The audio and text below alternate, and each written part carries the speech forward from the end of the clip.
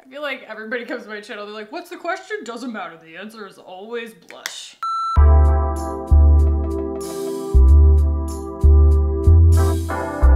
What's up guys? Welcome back. So today we are going to be playing with the Covergirl Clean Fresh Skin Milk. We've talked about this quite extensively over the past few months just because Covergirl has a clean foundation that's existed since the Mesozoic era, and they, I think, decided that since this is such kind of a popular search term, this is just my theory, that they would come out with an actual clean foundation with actual clean ingredients, and they're calling it Clean Fresh. So I have worn this once, and I'm going to talk to you guys about my experience with that, but we're going to try it a completely different way today. We're going to do a wear test. We're going to talk about ingredients, claims, price, shade range, all of those things. By the end of this video, we will all know whether the Covergirl Clean Fresh Skin Milk is worth the hype. So guys, let's go ahead and jump in. So like I said, I have tried this one time before, and it was before I went on their website and saw kind of how they recommended wearing it. The way that I wore it was with powder, and a lot of powder. Like by the time I got it all kind of set down, even though I had blotted it before I powdered it, it still just read really cakey on the skin. And I just think that that's probably user error. So hopefully we get a really nice finish out of this. I will say, on their website, when you go and watch the like instructional recommendation how-to video of how to use this, the girl just takes like the tiniest amount, puts like 3 dots on each cheek and just goes, like, Covergirl is still kind of in the dark ages as far as showing what a makeup practically actually looks like. I'm a big fan of these Instagrams and things like that that are acknowledging skin texture, because we've gotten so used to everything being really airbrushed.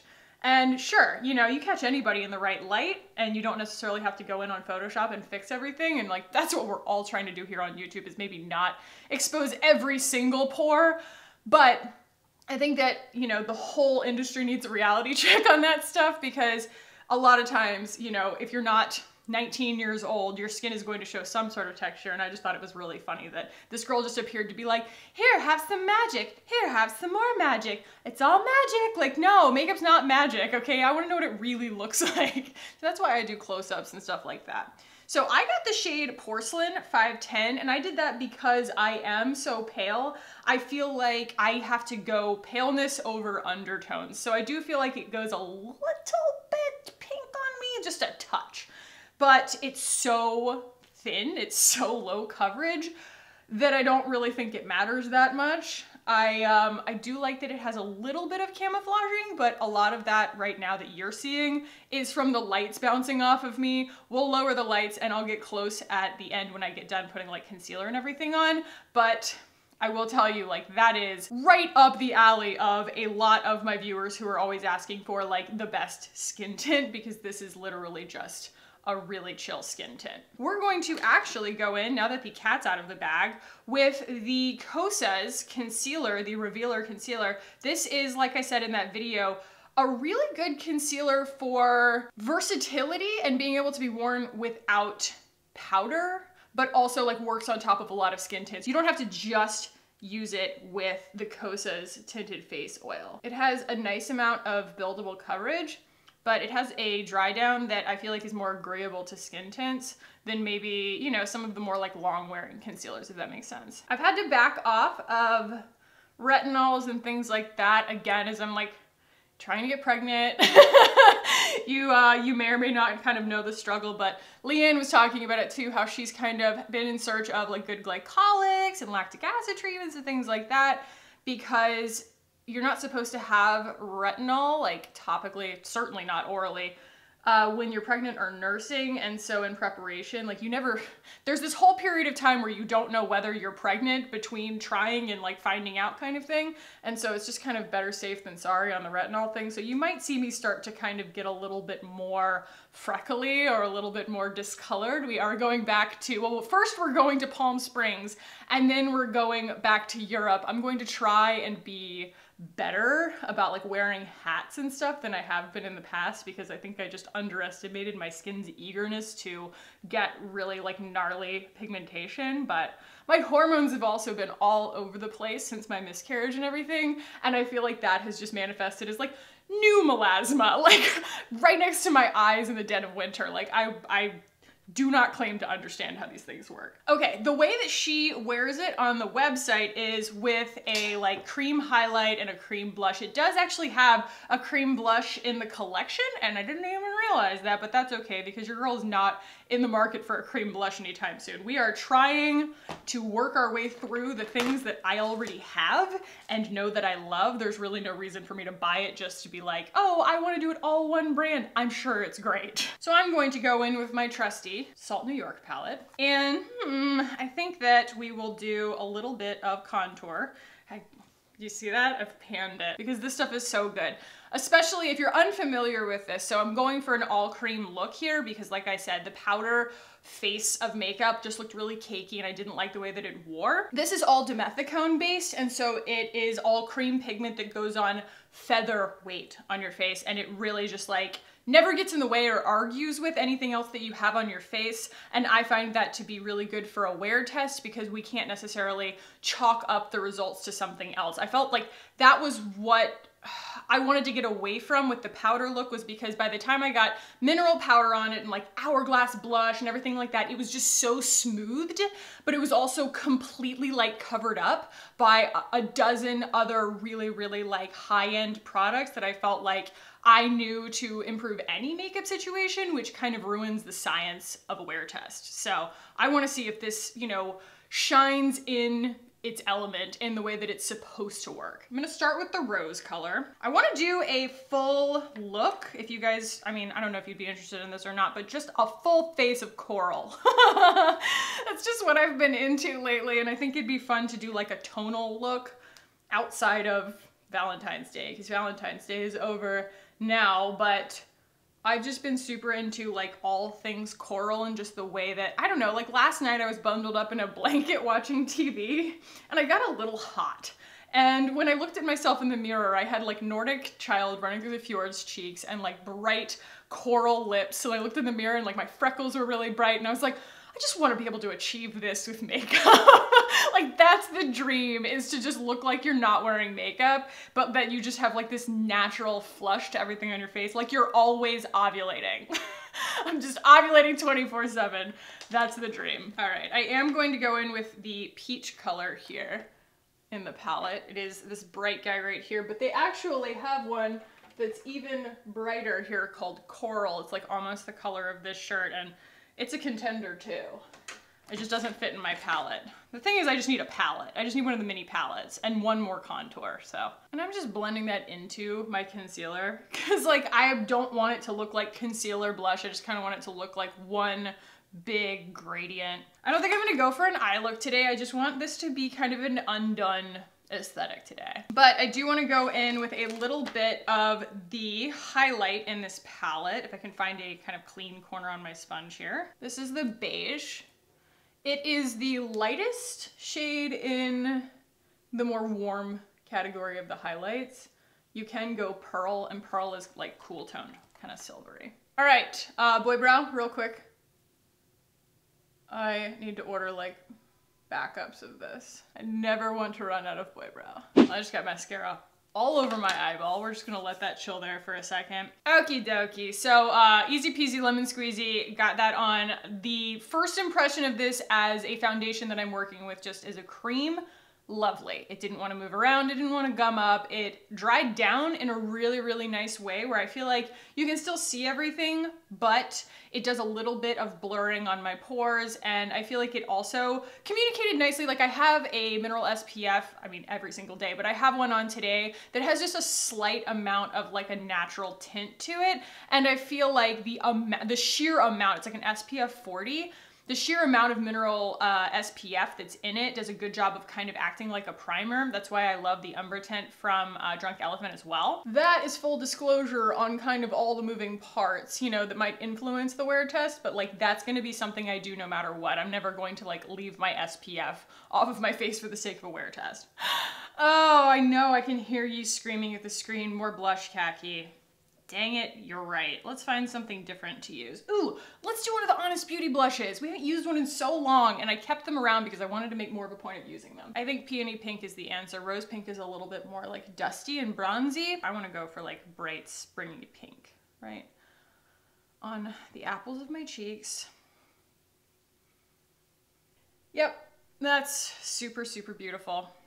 I feel like everybody comes to my channel, they're like, what's the question? Doesn't matter, the answer is always blush. Okay, let's talk about all of the claims and the ingredients and the shade range and everything on this Covergirl Clean Fresh Skin Milk. Show off fresh, healthy skin with Covergirl Clean Fresh Skin Milk, formulated without formaldehyde, phthalates, parabens, sulfates, and talc, no talc.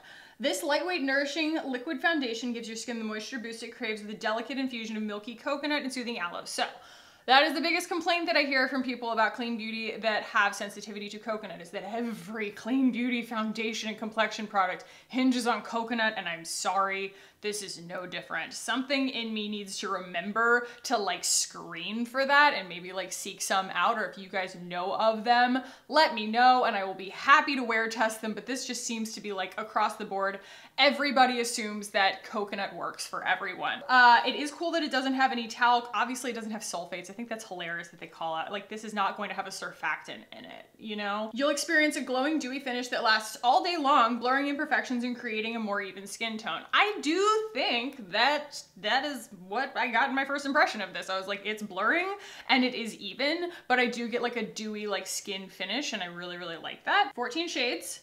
And they go from porcelain, which is the lightest that I have, and then all the way to dark, which I think is like, I don't know, is that like an insensitive word? Like, shouldn't we say deep? I don't, anyway. It does have mica and dimethicone in it. So that is why it wears lightly on the skin and has a little bit of a luminescence to it. But obviously people do have problems with mica sometimes, you know, with the sourcing and things like that. And they don't really make any mention of that. Mica is a pretty contentious ingredient if a brand isn't really taking the time to study where it's coming from. And you know, I have no problem with dimethicone. Like I said, all of Kiki's stuff is dimethicone based. I'm a big fan of it. It is one of the healthiest kind of silicone-ish products that you can use on your face. It has a really nice, super, super, super lightweight kind of flexibility. I don't blame them for putting it in a product, but some people can't do dimethicone, so just be aware of that. It does have aloe in it too, and I know that that's like a pretty unoffensive ingredient, but some people do have a problem with aloe. I do think that it's interesting on their website that they call out the beneficial ingredients, but they don't include an entire ingredient list.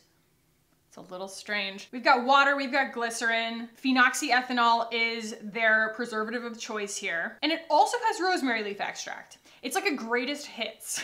Like, it feels like they consulted a bunch of experts in this industry and they were like, what would you do? And instead of like picking and choosing, they went, all of it, just take all of it and that's gonna be our ingredients list. So it really does have all of the super, super safe ingredients that you would see in like Chiar-Wise or Westman Atelier, but then it also has ingredients that you would consider to be more drugstore, you know, the dimethicones and the phenoxyethanols and things like that. And it is $11.99 at Ulta, $9.99 at Target, and you get 1 fluid ounce. So we are at least in drugstore pricing territory here for a clean foundation.